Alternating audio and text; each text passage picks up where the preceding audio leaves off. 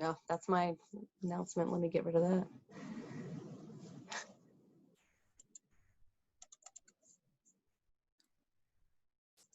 Welcome to another edition of Engagement That Scales. We are excited to have you here with us on another Friday. Hi, Rachel.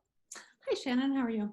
I am well, thank you. It's beautiful weather here, so that helps. It's gorgeous. That helps. It's been sunny all week where I am, which is very nice, given, I don't know, the blur. It's not even Blur's Day. The whole months have been like blur months. I'm not even really sure, but I am really excited to have Lakshmi Balachandra. Did I say that correctly? That's Here good. today because she came to Connect, our event last year.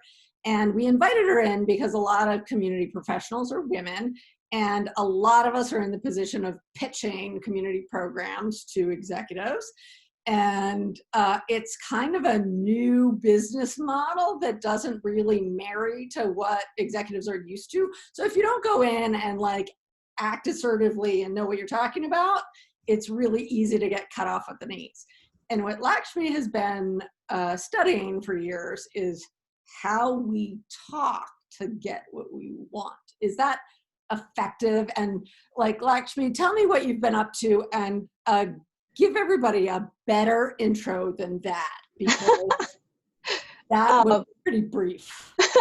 No, I think that actually kind of captures it, Rachel. It's funny you said that, because in thinking about my work, I really have been looking at how do people interact and the interactions between people, and what's effective to for people to, how do you present yourself in such a way that engenders trust and people to have interest in you, whether they want to invest in you as investors or whether they want to cut a deal. So, you know, I've taught negotiation for many years.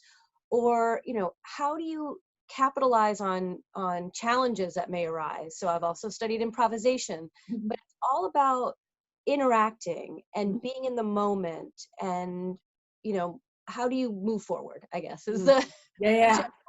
So I have so many questions, but how did you get interested in this originally? Because like, I'm kind of fascinated in the same thing, so I'm kind of curious. I was going to ask you the same thing, actually. It's funny you said that, because I do feel like our there's a lot of overlap in what we're interested in. I mean, my story is kind of bizarre in that I really got interested in the topic because I wanted to be on Saturday Night Live. That is awesome. And I had done research when I was a kid, and I found that the cast that I really liked, which was, you know, the Will Ferrell, Sherry O'Terry, that generation, they were all comedy improvisers. Ah. And so it was a new model for SNL. What they started going away from, you know, just the stand-ups that they were hiring, and they went and recruited all these individuals. And Will Ferrell, Sherry O'Terry, some of the others were from a place called the Groundlings in Los Angeles, which is like Second City. They're very similar. I mean, and so I became very interested in learning, how do you do that? And so, because there's a class you can take to learn, there's a class. And so I did. I moved to California after college, and I studied at the Groundlings. And I started performing comedy improvisation, and I did it all. Why did we not have you just come and do comedy last year? Because, so that's actually a great point, because it's not, so what I realized that, so you can learn how to do comedy improv and you can learn how to perform comedy improv. But what I also noticed in taking the improv lessons is that I used a lot of that methodology and that training in my business career. And so I was doing improv when I was working in investment banking. And so, you know, investment banker by day, you know, comedy improviser by night. But I mentioned that one day, like a few years later when I got to business school, I mentioned that in my class. I said, you know, it seems like a lot of the communication things that we're learning don't feel as useful as some of the things I learned in my comedy improv class. And I had these two classmates of mine who came up to me after class and said, hey, you know that stuff you mentioned about improv, can you teach us that? Because that seems like it might be more useful for us when we go back. They were McKinsey consultants, and they were going back to McKinsey, where they knew they would be more of an interfacing, like sales role. And so they wanted some of those, interpersonal connection skills. And I ended up creating a class. You know what's interesting about all of that is that my big thing is studying how to flip from like transactions to relationships. And if you think about the sales mode and you think about your traditional sales guy, it's all sticky transactional, like, hey, do you want this? Hey, do you want it? And it's actually really much more effective when you build on each other and actually collaborate and build a relationship, because you're not just throwing verbally stuff over the fence. Well, and it's funny you say that, because we've been saying these things lately at with my colleagues at Babson, some of the professors. We've been having this conversation about how when the personal interferes with the professional, or when, and everyone says like, oh, it's not personal, it's business. And that, I feel like, couldn't be farther from the truth, right?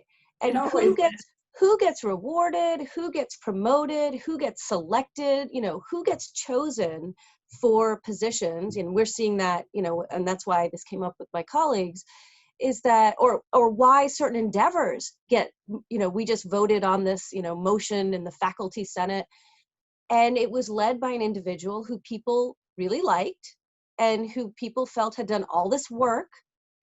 And I'm not sure it's the best decision, but people felt, this person's done so much work and we really like this person. And so that's why this theme of when the personal becomes, kind of transcends into the professional space, it was pretty glaring in that situation. But I think that's a general rule of thumb. Right? Well, I was thinking of this. I went to Mount Holyoke, which is a women's college. So I have had that like female lens. And then I went into mostly male work environments. So like saw this real difference, and they go badly both. Like you need a mix, like you need diversity, because like too much of one of anything goes bad in just different ways. But I've been thinking more recently about how the way you use language is really a tell for your mental state and how you perceive others in power and your role in that. And I was thinking about, I was brought up to serve, right? Like typical woman, like your job is to please everybody else. 100%. Yeah. Make sure everybody's happy. Yep.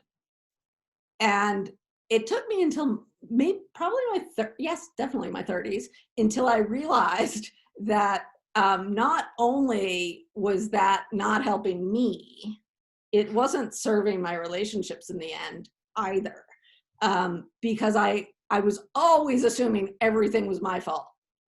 And that's kind of egotistical at one level. I mean, like, that's very feminine of you, is what I would. It's also very feminine of me, and there's, there's this real culture that develops in women's colleges about we all need to serve, but we never get to ask for what we need. Yeah. And so we're not in the habit of asking and saying, you know what? And for the longest time, I didn't realize what I wanted was an indication of what I needed. And I just I just closed that off. But anyways, that then makes it very hard to go in and pitch and say, yes, I think this is something we should invest in, because you're always looking for approval from the other person. I think it's even a little deeper than that, Rachel, because I feel like women particularly, before I went to business school, I worked in venture capital. So I saw a lot of pitches, mostly men. In fact, the first venture firm I worked for, I only saw pitches by men. Yeah. I was the only woman on the team. And I still say this, and I can't believe it's true, but I spent 2 years there where I never had a meeting with another woman. So, it's a very, male dominated world. But then I joined a women-owned, women-focused venture fund. So we only saw women pitching. So that was, I got to see really the stark differences between how men pitch and how women pitch in this particular context, right? When you're looking to fund your business for growth capital, right, which can be incredibly helpful and useful for businesses to grow. And what was astonishing to me was how little women asked for, right? And I think that's indicative of this notion that women are so used to, and we're broadly stereotyping here, so I'm well aware of that, but I think there is a commonality that women are brought up to think about how to make do and how to make sure that everyone else is okay versus what we need, and even in the business context of what the business may need. And so, as an investor, there's an enormous male mental model really of success. And that male mental model does not consider being careful and thoughtful with finances. You're supposed to be, aggressive, huge growth, hockey stick growth levels. And so many women would come in with very conservative, and what I would actually argue now, more realistic, actually well measured and thought out numbers that we probably should be investing in, but we wouldn't because it didn't fit what men do. Yeah. Well, and that gets to, I don't know if you've seen this book, it's relatively new. It's called Accounting for Slavery. And some of the book Heather Cox Richardson is also writing about this boom and bust cycle that we kind of generated through abusive and extractive business models. Well, on human capital, right? Yeah. Even the term. Well, so for years, I don't know what I was doing, but I was mulling around and I was like, where are the people on the asset side of the balance sheet? And one of my accounting friends was like, yeah, they're not there. And I was like, what do you mean they're just liabilities? And he's like, yeah, we can't count it. And I'm like, we can count the amortization of software, but we can't figure out what a person is worth. And then I was reading Accounting for Slavery, and I'm like, oh, amortization was originally about the people side of the balance sheet, but then we decided that was not really a good idea. And so we just wiped them out entirely, which I'm not sure is better. But it's that whole, not understanding the human element in our financial and operational models that then gets us into trouble all over the place. And so it's interesting because for years on the language side, I worked in management consulting for years, and then I was a tech analyst. And a lot of the feedback I would get is be more authoritative, especially when I was an analyst. People were like, what's the right thing? And I'd be like, I don't know, I'm not going to make a decision for you, because then it's my fault. I'm out. And that was really frowned upon. And now I've kind of taken the flip thing and said, no. That's actually good boundary conditions, because I'm not going to take responsibility for your decision. I will tell you what I know, but it's up to you to decide whether that's smart, because I cannot understand your context. I'm never going to have as much information as you do about your context.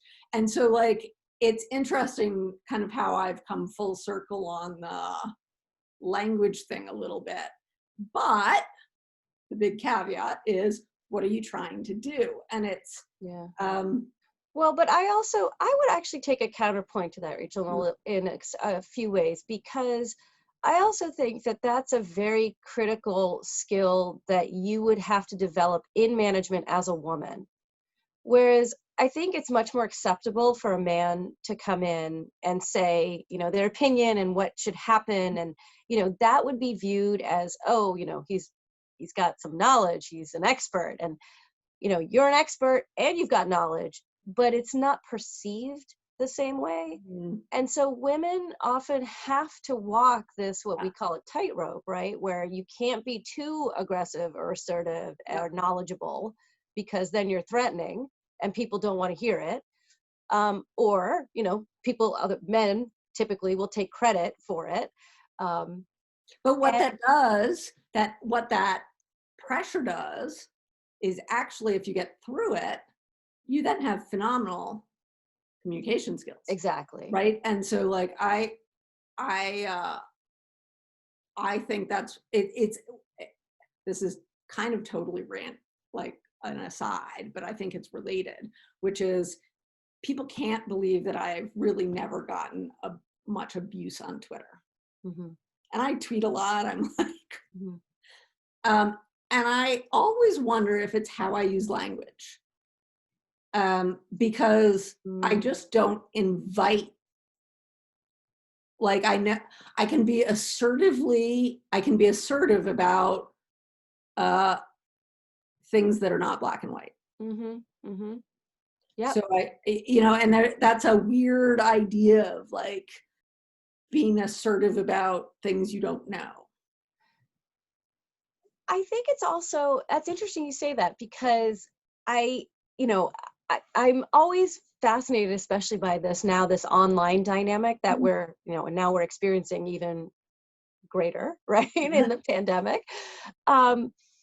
Because there was this fascinating study done by, and it was just like one class, and this is relevant to me, right, as a professor, where they had the course be completely online. Mm-hmm. So the students never met the person, never, talked with the person, didn't know, who or what they were in live, but all they knew was that it was a man or a woman.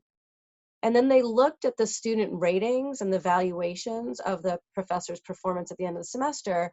And the man got things like, confident, like good or well organized, like good feedback, constructive feedback. And the woman got comments like, oh, the course was disorganized, the feedback was harsh. That's my favorite. I get that all the time. And, and then the experiment, it turns out it was the same person. Mm. The students were just told it was a man or a woman. Interesting. And so what's fascinating to me is that you have learned, I would say, the right adaptive language to use, right? And when you can be maybe perhaps more aggressive, assertive, and make some positional statements, that I think if you were a man, you could probably make those kinds of statements all the time. And I notice that now, in myself, like how I do have to watch what I say and when I say things because of how I'm perceived. And, and there are certain situations, and this we know from, negotiation research where, just even, being a man or a woman, you get a different deal, or the color of my skin, right, is going to, and so women of color actually face far worse critiques of this. And so I would layer, what you just said with, well, I wonder if you were a woman of color, right? What would you be able to even say those statements that, without facing some backlash? So I think there's always this tightrope. And, I realized this after feeling, being handcuffed to student ratings, which professors are in many schools, and then feeling like, frankly, exhausted, right? Yeah, that's what I was going through. Like the fact that there's this overhead mental, yes, like negotiation in your yes. own head about like, okay, I was even doing this. I'm completing research and about to publish it. Mm-hmm. And I was like, I really have some hard truths to say. How direct do I want to be here? Yeah. Because I'm always balancing, will people hear me? Yeah. Like, if I say it this way, is it going to be heard, or is it just going to be dismissed? And so like that takes a mental load that like I bet a lot of people don't need to take. It's constant, right? So you're noticing that even in the written word. And I have been doing this thing lately, and this I'm going to totally reveal myself on online here, but when I want something honestly heard, I will ask one of my white male colleagues to say it now, because I may have said the same thing, but I'm not sure it gets heard. And it's, and at the end of the day, I start wondering, what do I want? Do I want my objective done, or do I want credit? And I don't know that I care at this point for some things, particularly, in an organizational setting. I just want my objective done. So that's a community management technique, that back channeling. But I would encourage you to get them to say it, but as a second to you. Right. Right? Like, don't just have them say it, but be like, Lakshmi has a great idea. But I wonder too, Rachel, it's funny that even by me saying it, right, and we know this from negotiation research that, like the anchoring effect. And so even if I were to say it, right, they associate things with me or as a woman or whatever that may initially give them some negative, initial reaction that they may not even, this is all subconscious. Like, I don't take any sort of, I'm at the point in my life now where I'm thinking, you're not conscious of this. Yeah. Like, you're just, I know you do this, and I know, everyone does this, but it's not on purpose.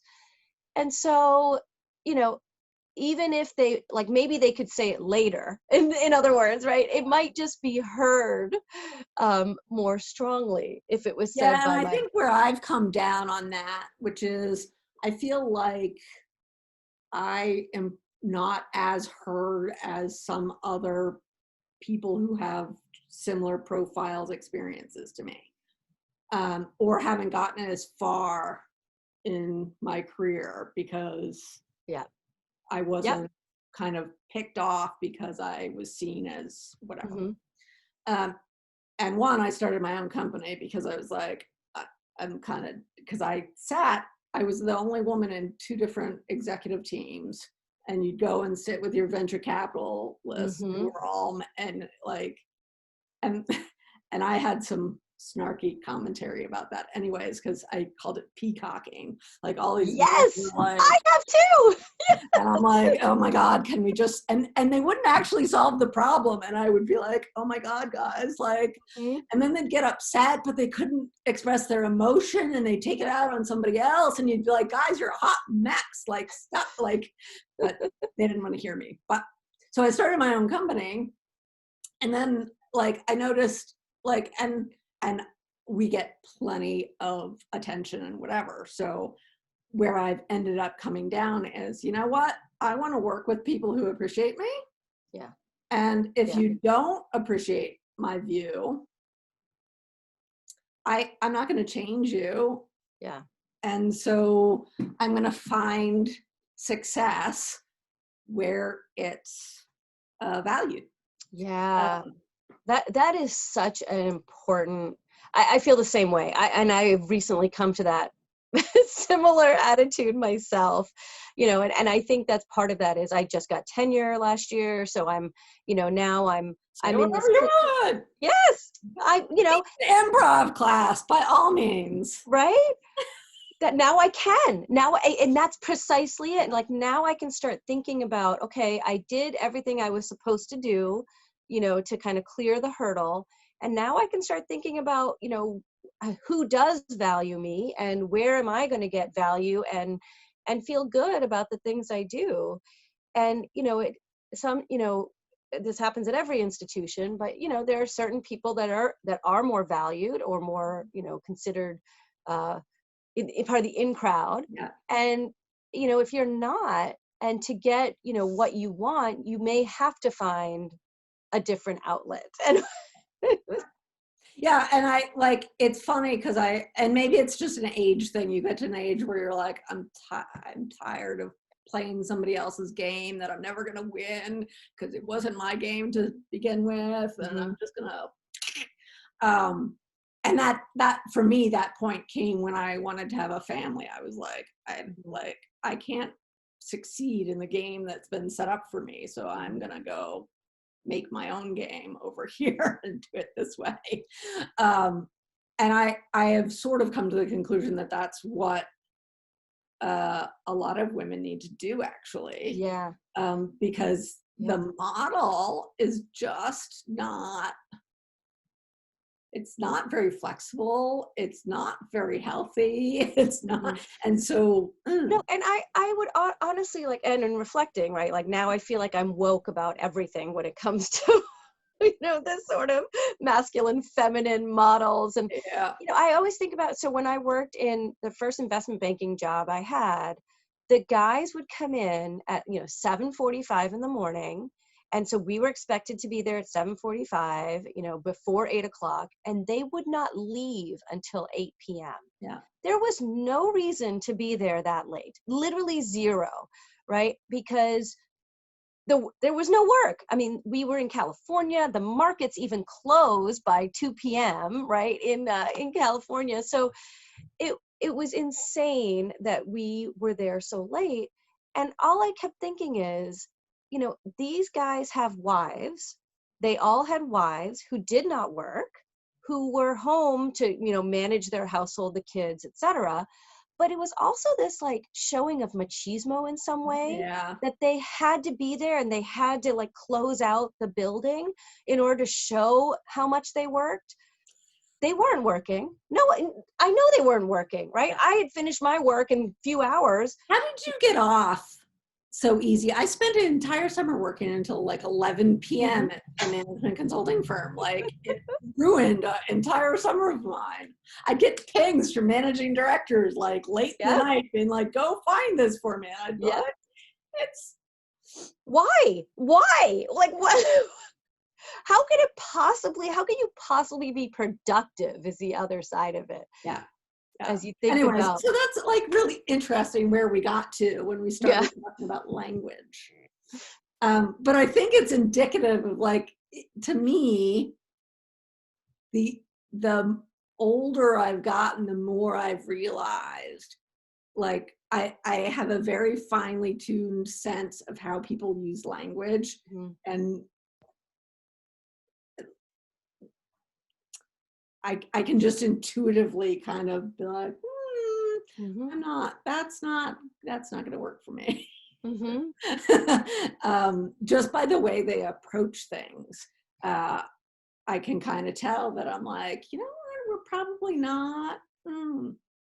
But, I think there's also, and this goes back actually to where we started as well, with the notion of improvisation and this idea that, language doesn't have to be the same for every context. Yeah. And there are contexts where, the way you structure, like you were just saying about, Twitter and what you put out and how you write, versus if you were in front of that same audience, might you phrase it in a different way?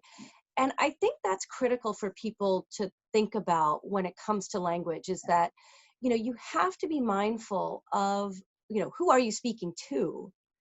And what is the nature of your talk? And so, I've studied investor pitches where, investors do have a male dominant model. Like I said, they're looking for that hockey stick. They're looking for this aggressive, hyper growth oriented entrepreneur.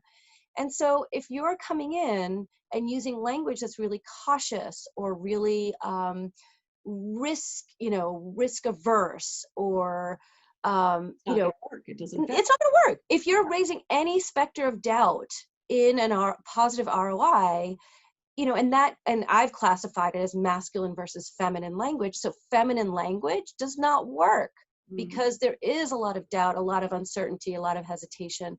But what's so fascinating to me about that is most of the problems we need to solve in the business world and society today are complex problems that don't have a right answer. Yes. And so we have this business environment that really rewards, like, this is what's going to happen. Yes. That is a fragile way to lead. Yes. And a risky way to lead in a complex environment. I think this is 100% correct. And again, I think this goes back to all of our models thus far have been men.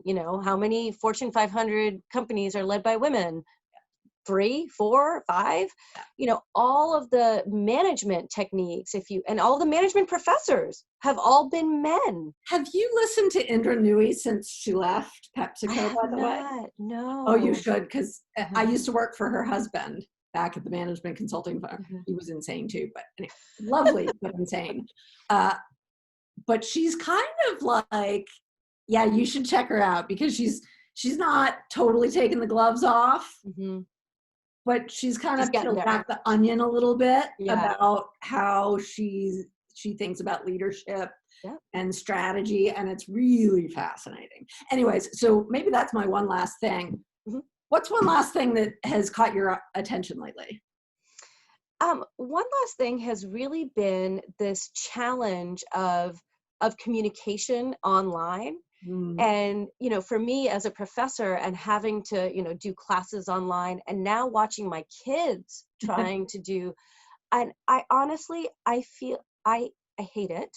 I really, I think in some ways I would prefer that we just said, it's a pandemic, like let the kids run outside and play, and not, it's mentally exhausting and it's stress inducing.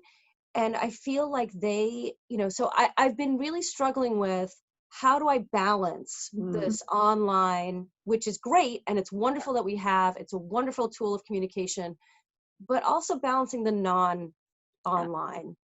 So it's hard.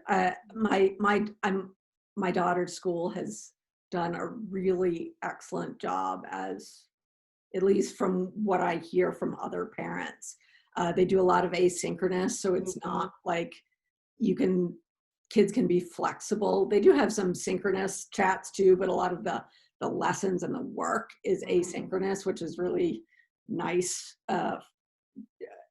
She's in 4th grade, so like there's a lot of different. We have that too, but I still feel like, my 1st grader is like is on the screen. Yeah. And I'm like, we know what screens do to kids. I'm like, well, and the younger you get, the harder that is, because they don't have, my daughter's getting to the place where she can write and chat with her friends online. And so that's a little different than learning your social skills, which is what you're doing when you're 4 or 5. Like, how do you do that online? I don't like that's not normal. Yeah. So it's funny, like bringing it back to language for a minute, because it is interesting even watching the kids try and express themselves in this format, and, trying to figure out, the timing and the connection. And so, the other day, my daughter, who's in 3rd grade, was on her, half-hour Zoom call, and, I had her on the laptop, and that's the other thing, all these devices, right? But I had her on the laptop, and the power went out, and she was devastated because like it cut out, right? Like in the middle. And so, we quickly got her hooked back up. But it's been fascinating to see, like, she's like, what did I miss? And she was so like angry about like whatever had transpired in that time. You know what I love though? And this may be just a reflection of adults, which is, I have a daughter who's very introverted, who can't really express herself very well in person. Like, she really requires I get so much more richness when she texts me. And so like, that's her medium. Yeah. And it's not for everybody. Yeah. Like, meaning if you're really extroverted, online is gonna really tough. Yeah. So like, some of that is very personality driven. Too. Anyways, thank you so much for coming, Lakshmi. It was so much fun to chat. And you're thinking about a lot of the same things that I've been stewing around up here in my head for a long time. So, and the improv thing was fascinating too. That I didn't realize you mentioned it to me. I didn't realize you had kind of gone so far down the improv. But that makes total sense. Yeah. I taught a class on improv and management, or improv and leadership, at MIT Sloan for 10 years.